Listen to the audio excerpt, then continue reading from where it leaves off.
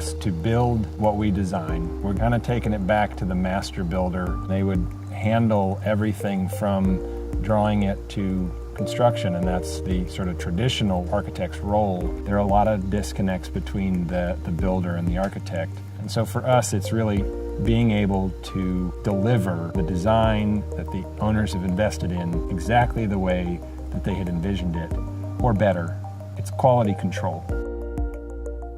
Our goal of making homes high performance stems from wanting to have less of a negative impact on the planet. For people who are interested in that goal, there's all different ways to do it. Recycle, drive an electric car. And as architects, this is a way to translate that. Chris, of course, specializes in the more scientific side of it. I think my contribution is developing a knack for less is more. These days with HGTV and all those really, fun programs and House.com, a much bigger audience sees huge homes, acres of cabinetry, and more isn't necessarily better. And so that's kind of my niche.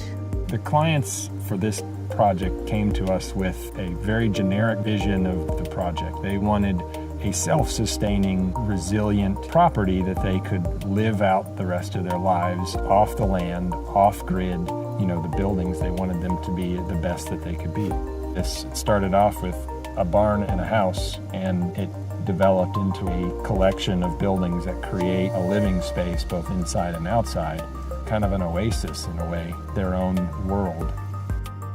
I think we both really take to heart the client's best interest, and sometimes that includes telling them things they don't want to hear, because this is probably the biggest investment anybody makes in their lifetime, and that's a big responsibility, and we take it seriously.